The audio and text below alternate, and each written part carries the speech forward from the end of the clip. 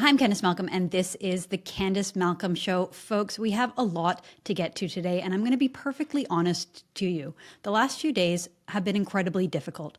Ever since Wednesday night, when we learned that Charlie Kirk was assassinated and murdered on a university campus while having a debate politely with his political opponents, it's been hard to watch. It's been scary. It's been really, really emotional for many of us, and particularly watching the way that the legacy media have reacted to it, the way that many journalists, many mainstream voices here in Canada have reacted to it has been absolutely sickening. We're going to get to all of it. First, I want to start with the latest on the news front, so you know where we are with the assassin, with the murderer of Charlie Kirk. So I'm going to read here from Daily Wire. Utah Republican Governor Spencer Cox and President Donald Trump have pointed to radical leftism as a potential factor in the killing of Charlie Kirk, an influential conservative. It's very clear to us and to this investigation that this was a person who was deeply indoctrinated with leftist ideology, Cox said over the weekend. In comments to reporters on Monday, Trump discussed the federal government looking into a potential role that leftist groups played in the assassination,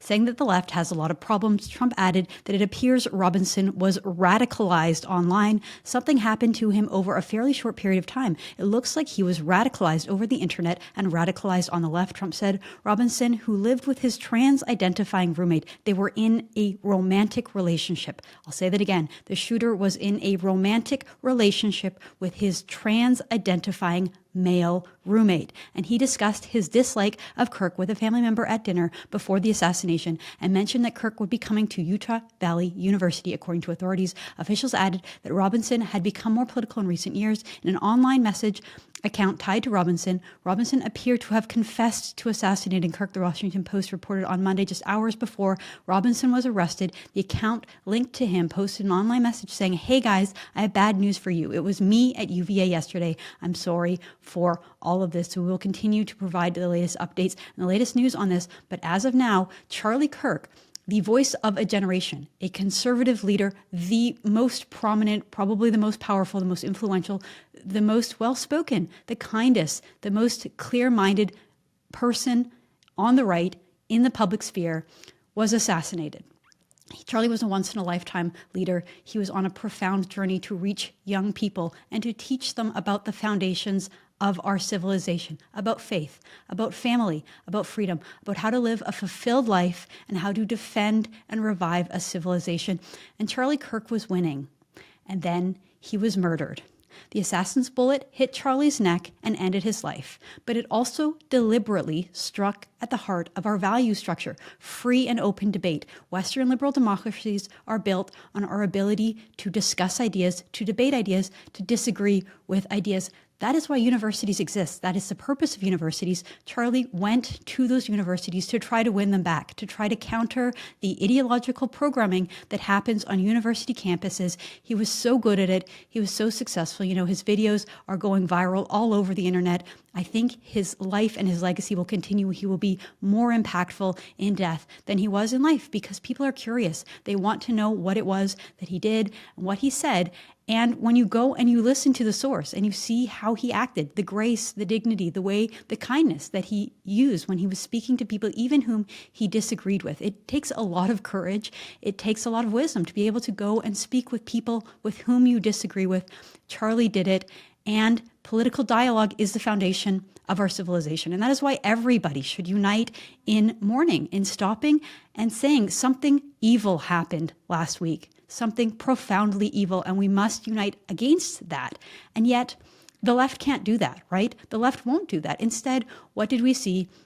We saw many people cheering. We saw people gloating and laughing and saying that he deserved it and taking words out of context and saying that he was a fascist and that he called for violence and that he called for hate. None of those were true. People are going and looking that up, and I'm glad for that because people deserve to know the truth. And, you know, it's interesting because Charlie said the purpose of why he would go and have those discussions is because he was trying to humanize the other side, trying to allow people to get to know a conservative, right? Charlie was a conventional conservative, a Christian conservative. He holds the same beliefs that I believe. He holds the same beliefs that millions and millions of Americans and Canadians hold. Actually, the views that the vast majority of people in our civilization, in our history, have held. The views of Canada's founders, the views of America's founders. Those were Charlie's views, and he was so good at articulating it. He said the reason that he was there was because we have to be able to battle with words and ideas to avoid battling with violence, battling with swords and bullets, and yet that's what we have come to, right? The left can't win arguments, Charlie would quip, and so they resort to attacks. And the attack on Charlie Kirk was not just an attack on him. It was an attack on all of us, on decency, on democracy, and our ability to coexist. It was a Charlie Hebdo moment, a level of attack on freedom of speech, and everyone should be able to acknowledge that. They took out a generation's leader, the voice, the conservative voice of an entire generation.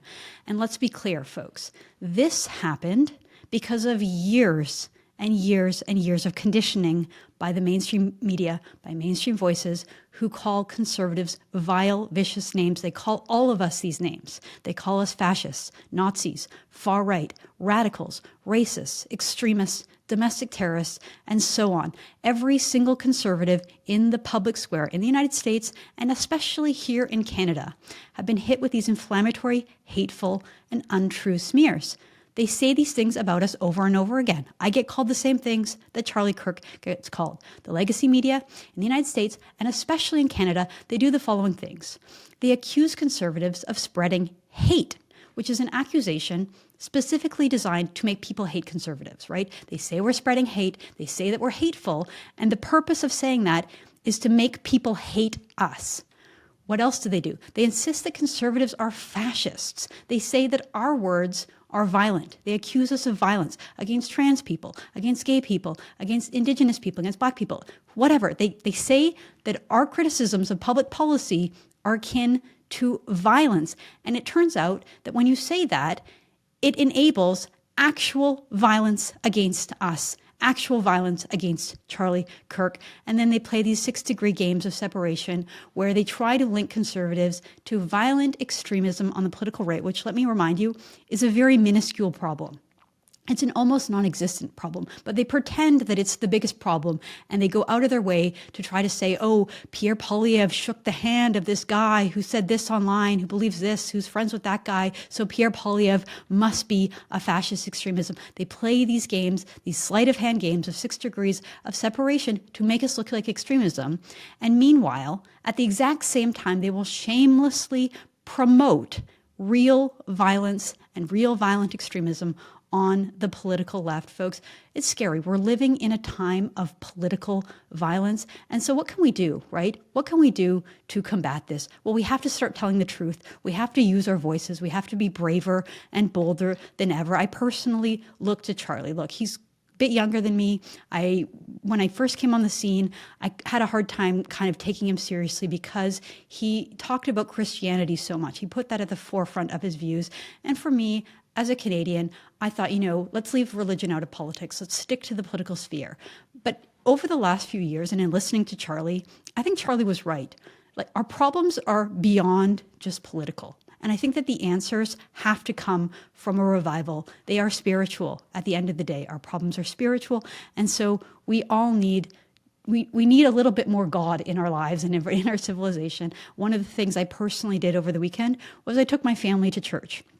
We used to go to church every weekend. We now have 4 kids. It's really hard to load up 4 kids and get them out the door on a Sunday morning, get them to sit still for a 2-hour service, even though some of them go to Sunday school. It's still hard, and it's easier just not to do it. So we stopped going to church, and my family and I decided no more. We went to church, and let me just tell you, it was a wonderful experience. Yes, it was a little hard getting the kids, getting everything organized, but once we were there, what do you see when you go to church? Young families, happy people, hopeful people, messages of community and togetherness and hope and praying with your community. And that is exactly what I needed, and I think what the country needs. Okay, I want to get into a little bit of the reaction to Charlie Kirk. Look, this is my first show since Charlie was assassinated, and I want to go through the reaction from the media just to show you how totally insane it was, right? So here we'll start Wednesday afternoon, Wednesday evening, before Charlie was even dead. What did the CBC do? The first thing that they did was they put out an article, some of Charlie Kirk's most controversial takes. And so this is how it read. Charlie Kirk, who died after being shot during an appearance at Utah Valley University. Okay, he didn't just die, right? He was murdered. He was murdered in cold blood by someone with your leftist ideology, CBC. So you didn't just say he died, right? He died, maybe he got hit by a car or there was some kind of accident. No, Charlie Kirk was murdered. He was murdered by someone on your side. Okay, Charlie Kirk, who died after being shot at during an appearance at Utah Valley University Wednesday, had a long history of contentious views and often courted controversy with statements that seemed designed to provoke those who disagreed with him, right? So what is the CBC doing? They're sort of conditioning you to say, well, he was killed, but he had controversial views and he courted the controversy. And here's some examples of the absolute worst things that he said, right? The man hadn't even died yet. And the CBC were already justifying his murder and saying, well, he was controversial. He was far right. He was bad. And therefore he died. He died. He didn't get murdered. He died. That's the CBC. That's mainstream in Canada. Of course, there were also the sort of bottom-dwelling hard leftists, and I'm going to try to demonstrate that there's actually not much of a difference between the hard left in Canada and the mainstream. This is a publication called Cult Montreal. A lot of people rushed out to show how they get taxpayer subsidies and taxpayer dollars. No surprise. Every media outlet in Canada does. All the mainstream media outlets does. Not Junior News, not True North, not The Rebel, but everyone on the political left and political center, all the mainstream legacy media, all get your taxpayer dollars. Well, this is just one example from an organization called Cult Montreal. To hell with Charlie Kirk. Again, this is published on Thursday, September 11th, the day after Charlie was murdered. This is what the author writes.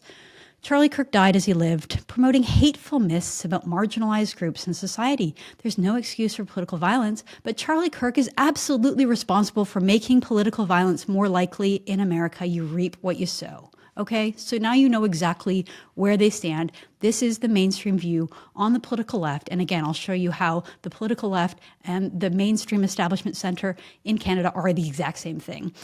Rachel Gilmore writes that, this is what she writes shortly after Charlie's death. I actually don't even think he had died at this point when she wrote this tweet on Wednesday afternoon. She instantly hearing that someone had been assassinated for political speech in the United States of America. She writes, terrified to think of how far-right fans of Kirk aching for more violence could very well turn this into an even more radicalizing moment. Well, they now believe their fears have been proven right and feel they have the right to retaliate regardless of who is actually behind the initial shooting. So you see what she does. She doesn't take even a moment, even a second, to observe the fact that someone on the right was murdered, right? That there was political violence aimed towards a conservative. Doesn't care about that. Doesn't care at all. What is Rachel Gilmore terrified of? She's terrified to think of how Kirk's fans could turn this into a radicalizing moment. So killing him wasn't a radicalizing moment. That's nothing to fear. Nothing to fear that someone would go and speak to students on campus and they would get shot in the neck for it. What she fears is that people who like Kirk could get angry about this and that their fears could be proven right, that they have the right to retaliate. So she's worried about right-wing violence, right? She's watching left-wing violence pour out in front of her. And what does she do? She immediately thinks of right-wing violence, which is a figment of her imagination. It doesn't actually exist. Well, Rachel got a little bit of what was coming to her because some sleuths on the internet decided to take note of all the people who were celebrating Charlie Kirk's death. And as you know, folks, it was far too many. I believe the list has some 60,000 people on it, many of them saying far, far worse things than what Rachel did, celebrating, cheering, laughing, mocking, doing all kinds of absolutely despicable, antisocial, anti-civilization reactions on social media. Some conservatives decided to create a database to try to shine light on the fact that there are horrible human beings in our society that live amongst us who would cheer on political violence. Rachel's name got added to the list. And so what happens? Well, the entire media establishment rally around Rachel, because Rachel's the true victim in all this. Rachel's the true person that we should feel sympathy for. Not Charlie Kirk, not his wife, and two very, very young children. I have a 3-year-old and a 1-year-old, just like Charlie does. And I can't imagine what his wife is going through, I'll put it that way. But no, the media establishment rally around Rachel Gilmore because poor Rachel Gilmore is getting some pushback for her completely insensitive tweets. So the amount of sympathy I feel for Rachel Gilmore is next to none. But again, this is where we are, right? People are more worried about a left-wing journalist out there basically doing her shtick where she's trying to get notoriety and fame over pointing at mainstream people and calling them radical. That's what Rachel does. She points to people like me, people like my husband, all of us here at Juno News, Key and Bexty. She points to us and tries to make you hate us, try to make you think there's something wrong with us, and say that we are extreme and we are dangerous. And then when our followers say, what are you talking about? You're wrong, shut up. She plays a victim, crouches over and starts crying and talking about how she's scared. She did the same thing with Charlie Kirk, except for it's not just our audience of Canadian conservatives saying, shut up, Rachel. It's the entire American mainstream saying, don't do this. Don't mock a man who's dying. Don't try to flip the switch. Let's actually focus on the real issue at hand, which is that the left murdered somebody. And she's playing the victim. And of course, the legacy media are rallying around her. Okay, so those are the extreme voices, right? Rachel Gilmore, Cult Montreal, you've probably never heard of it, but it's a left-wing rag, and the CBC. That's the hard left. But there isn't really a difference between the hard left and the media establishment. I mean, you could say that the CBC is the media establishment. It is the biggest recipient of taxpayer dollars, even though I think Canadians mostly realize that they exist on the fringe. Well, this is something else that the CBC did the day after Charlie Kirk was murdered and assassinated. They had a hate expert on, a woman named Barbara Perry, who came on and lied about Charlie and basically took his words out of context, said that he called for gay people to be executed, which is the most absurd thing ever. Let's play that clip. The language even that Charlie Kirk uses, vilifying particular groups, talking about the Democrats, for example, as, and I quote, standing for everything that God hates, claiming that, queer people are defective and dangerous and should be executed. I mean, that's sort of polarizing language that contributes to this environment. Charlie Kirk never said that gay people were defective and need to be executed. The CBC is lying, as usual. You can head over to Juno News. My colleague debunked that entire statement. So where did they get this idea that Charlie Kirk said that gay people need to be executed? He was quoting Leviticus because a YouTuber who has a show dedicated to reading to little kids and teaching little kids, her audience is 2- and 3-year-olds. No, I don't let my children watch that kind of thing, but many, many parents do. And so this left-wing YouTuber came out and said that conservatives should accept gay marriage because the Bible says, love thy neighbor like themselves. Charlie Kirk hit back saying, are you sure you want to quote Leviticus? Maybe you should read the entire book before you quote it out of context, because it said a lot of other things, including a line saying that a man shall not lie with another man or he shall be stoned, which is why they say that Charlie Kirk call for the execution of gay people is so despicable, how they take him out of context. They do this. They lie about conservatives to make you hate them. And then people, crazy people like the assassin in this story, who is dating a trans man, a trans person, take those words literally and believe that they have the right to do what they did. It is truly despicable. So more from the CBC. It's not just their guests, it's not just their panelists who are totally lying about Charlie Kirk and being extreme. It's actually their anchors and their journalists and their hosts as well. So here is CBC anchor Andrew Niccol, and he called Charlie Kirk hateful. Again, just hours after Charlie was murdered, the CBC is saying, well, he kind of deserved it, didn't he? Let's play that clip. Propagate hatred against some people or communities. And, if you think about some of what Charlie Kirk had to say, he did have hateful things to say about groups of people, and he did encourage even violence against groups of people. Charlie Kirk did not encourage violence against groups of people. Quite the opposite. He wanted to have conversations with people. He wanted to humanize the debate. He wanted people to see what conservatives view. And so saying that he had hateful things and that he called for violence against people is just not true. It's incredibly reckless. Let's play a clip from CTV. This is how they covered the assassination of Charlie Kirk. They wanted to point out that he was highly contentious and highly controversial. Let's play that clip. Charlie Kirk's death gets the death penalty. Charlie Kirk had founded Turning Point USA back in 2012 and had turned it into a major political force, raising a lot of money. He would typically go to campuses, universities, and colleges and say, "Prove me wrong." They would have debates about a whole bunch of different topics. Charlie Kirk was considered to be a masterful debater, but also, as I mentioned, highly controversial, with views on race and on women and on the gay community that were highly, highly contentious. Highly, highly contentious. Let me tell you, folks, Charlie Kirk's views on race, women, and the gay community are from the Bible. His views are the same views that are held by Christians, by Catholics, by anybody who believes the Bible, by Jews. And so to say that they were highly, highly contentious is naive to the basic principles of our society and the culture and where we are as a culture and as a society.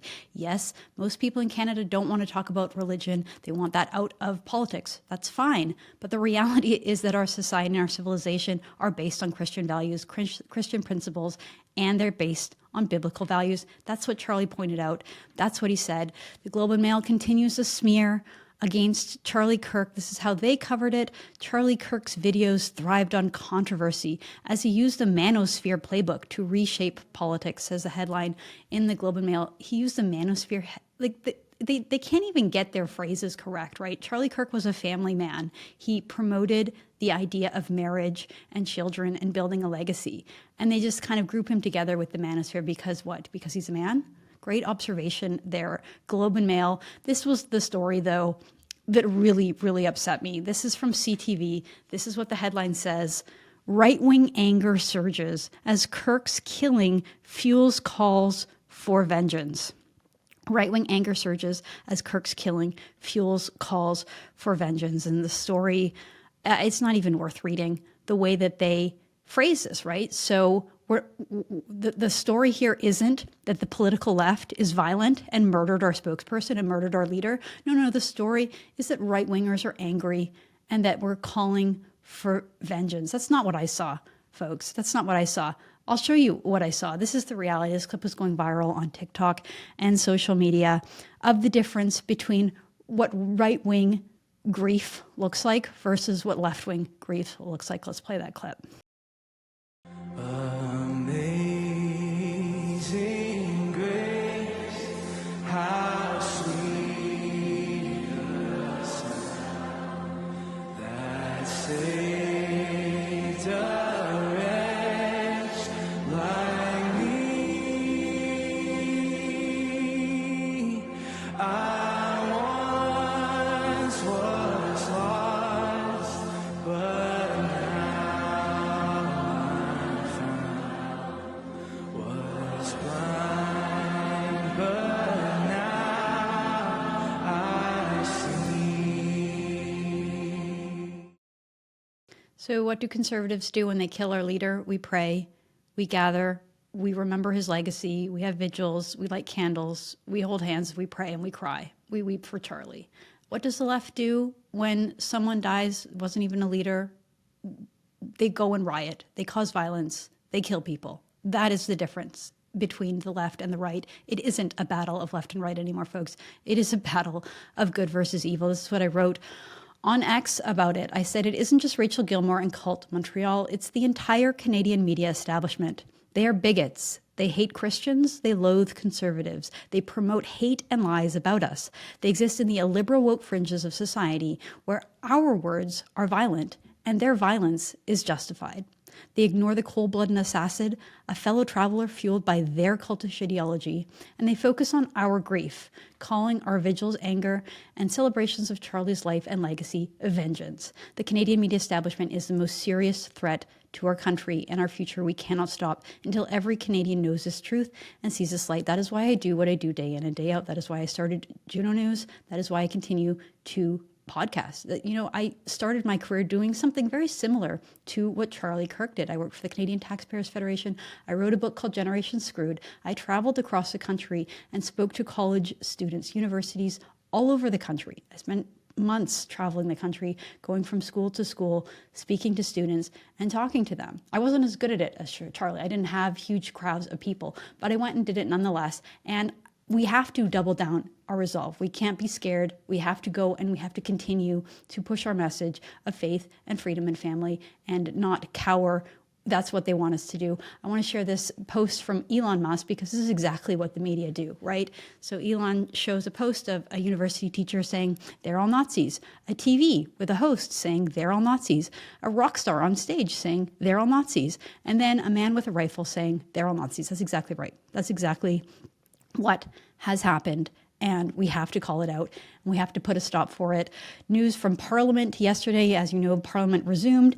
And it turns out that the Liberals blocked a moment of silence for Charlie Kirk in Parliament. So Liberals reportedly shut down a Conservative push for a unanimous resolution condemning political violence and for a moment of silence for Charlie Kirk in the House of Commons Monday, according to a confidential source. This is Juno News reporting. The source said Conservative MPs attempted to gain agreement with Liberal colleagues for a formal moment of silence and statement ahead of the return to Parliament, but the Liberals refused to cooperate. Is anyone surprised? The Conservative tried to get an agreement before today's session, and were told it wouldn't be allowed. The confidential source added, well, Conservative MP Rachel Thomas did deliver a beautiful, heartfelt tribute to Charlie Kirk in the House, promoting a standing ovation. Let's play that clip. Charlie Kirk was an outspoken advocate for faith, family, and freedom. Many disagreed with him, some were offended. Tragically, on September 10th, he was assassinated in an attempt to silence his voice. As we grapple with our personal response to this, may we be honorable in our actions. May we fiercely defend the right of our opponents to speak freely. And may we join our hearts with Charlie's family, his wife Erica, and his 2 young children. Rest in peace.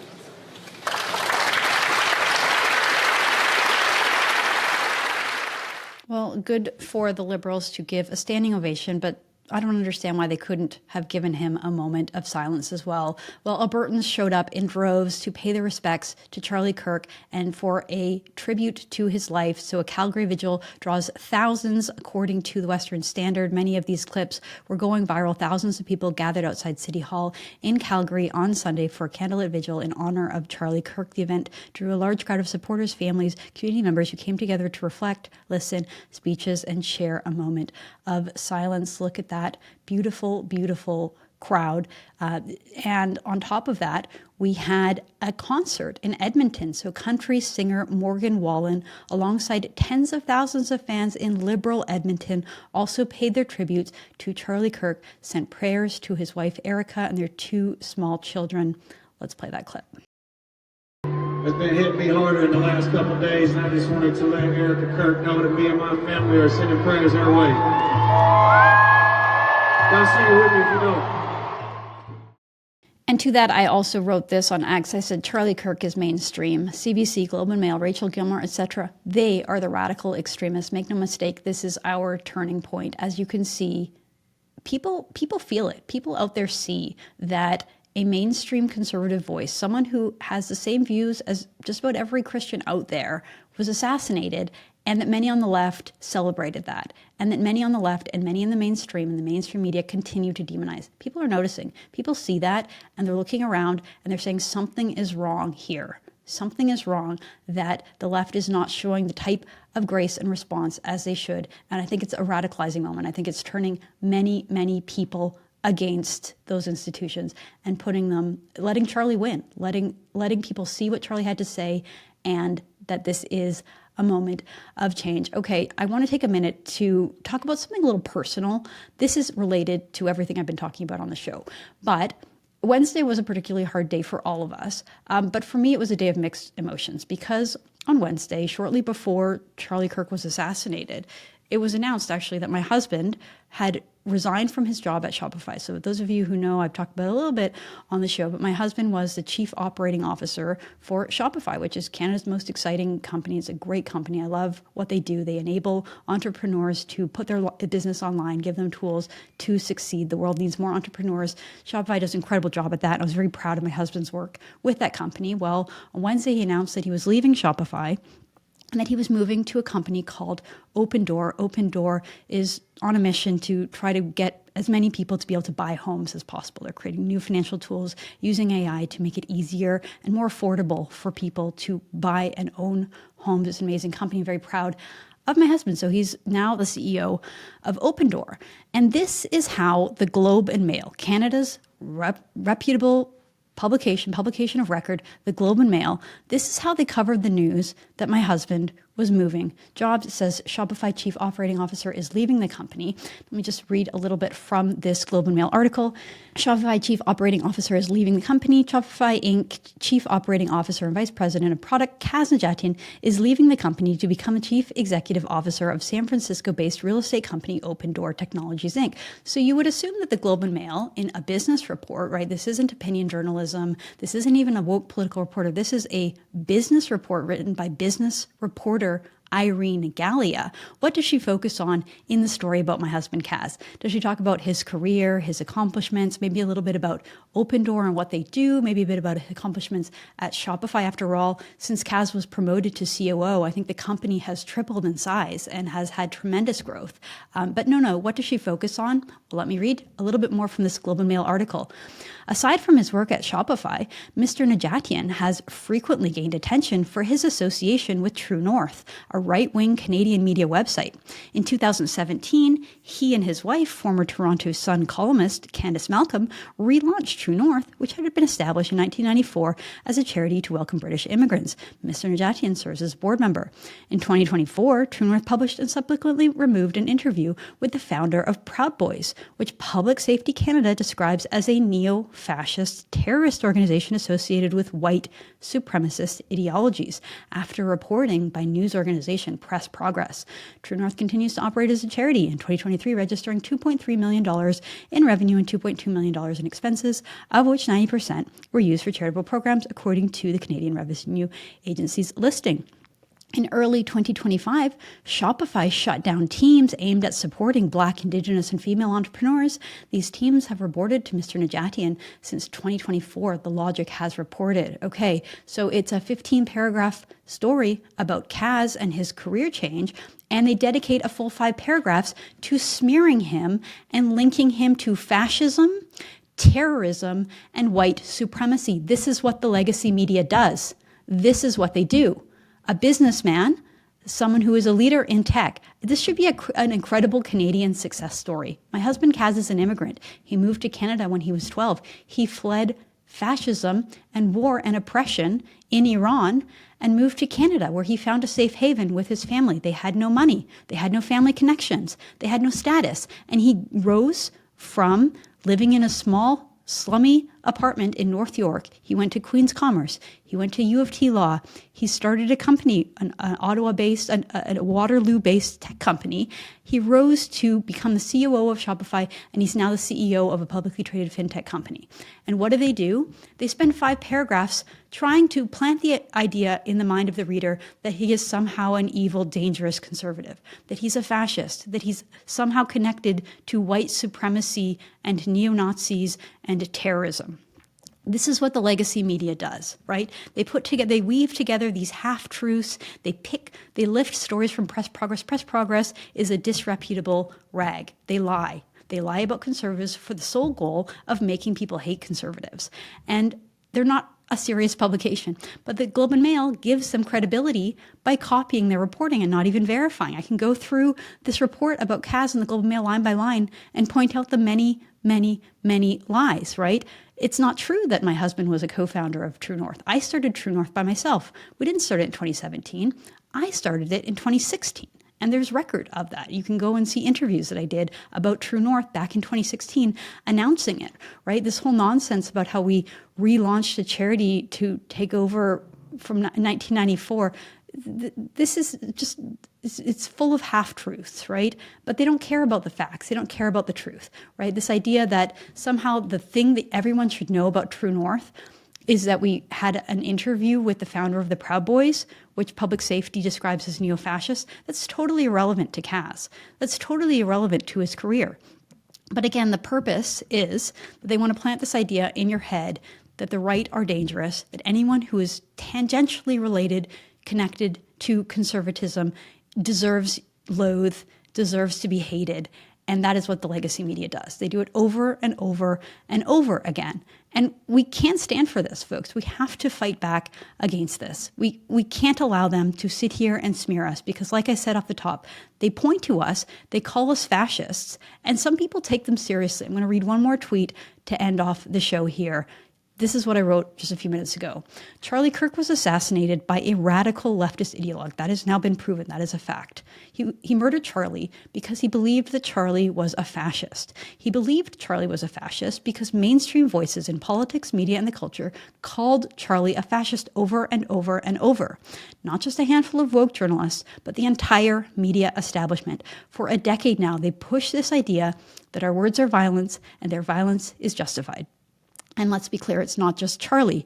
The media smears the entire right with these absurd labels: fascist, Nazi, far right, radical, racist, extremist, domestic terrorist, and so on. Every single conservative in the public square in both the United States and especially here in Canada has been hit with these inflammatory, hateful, and untrue smears. We are living in a time of political violence, and the media is to blame. And that is why I will triple my efforts to do everything in my power to destroy the legacy media in Canada. Like I said off the top, they are a threat. They are a threat to our country and to our future, and they have to be stopped. I hope you will join us on this mission. That is why we're here. We want to replace the CBC. We want to replace the Globe and Mail. They shouldn't get away with the kinds of smears that they put towards good people like Charlie Kirk, good people like my husband, who did nothing wrong other than be married to me. And he's out there building a company and working on tech and business, and he has nothing to do with politics, and yet they try to pull him in, try to smear him, try to discredit me. It's disgusting, and again, we shouldn't stand for it. All right, folks, say a prayer for Charlie Kirk, his beautiful family, his beautiful wife who are struggling right now, and again, I hope that this movement just continues to grow, that more and more young people get exposed to Charlie Kirk's amazing videos, and that he continues to change hearts and minds in death as he did in life. All right, folks, that's all the time we have for today. Thank you so much for tuning in. I'm Candice Malcolm. This is Candice Malcolm Show. Thank you, and God bless.